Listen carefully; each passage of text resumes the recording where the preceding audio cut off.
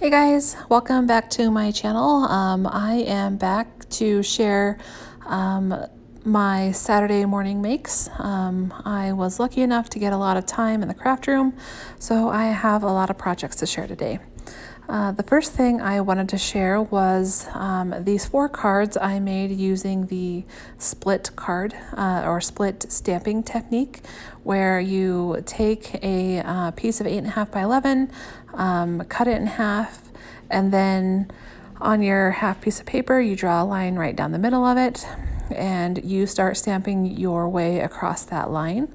So then you're only doing one set of stamping, but once you cut it in half, you then have 2 cards.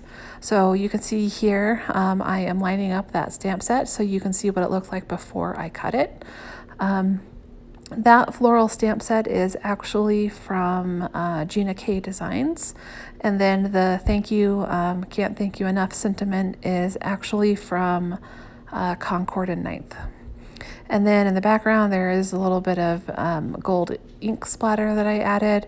And then I did add a couple of the clear Nuva drops.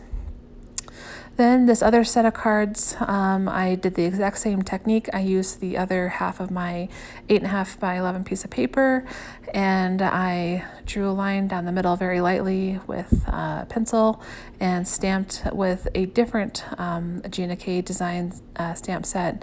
And the sentiment there, just a note for you, is actually from the Greetery.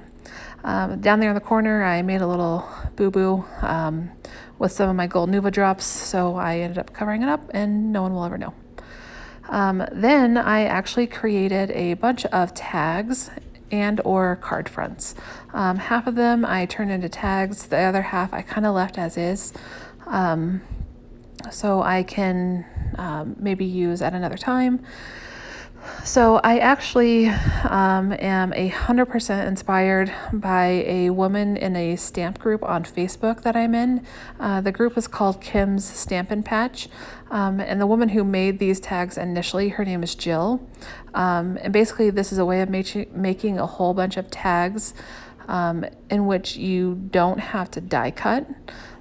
So you're just using your paper cutter and a corner chomper, and then start mixing and matching your colors and your sentiments. And it's just a way to make a lot of tags really quickly. I used this stamp set here from Waffle Flower. It was designed by J.J. Bolton, and there's the item number there. I do think it's still available. I actually think I got this one off of Amazon, but I do know it's out there somewhere. I also used that same sentiment set for these cocoa mug tags that I made. I was actually inspired from Marilyn G, who has a really great YouTube channel as well. She made some tags very similar to this last Christmas. I used a mug that I had in my stash. I did not use the mug from Stamps of Life. However, I did use the whipped cream from Stamps of Life that I just showed. And then these toppings here for the whipped cream, they are actually from a really old set of sequins from Michaels. So I don't think they're still available, but these little peppermint clay pieces, you can pretty much find anywhere, and I believe these are actually from, the ones I have are from Queen & Company. And then I just kind of messed around on the whip topping, finding different techniques and different ways of embellishing it. And then I have a couple here that still don't have a cup, but these were a lot of fun to make. So the whole reason I started making a bunch of Christmas tags was because I pulled out my Sizzix mitten box from Eileen Hull, which I think came out last year or the year before. I cut it out of chipboard and then covered it in pattern paper that I picked up at Hobby Lobby.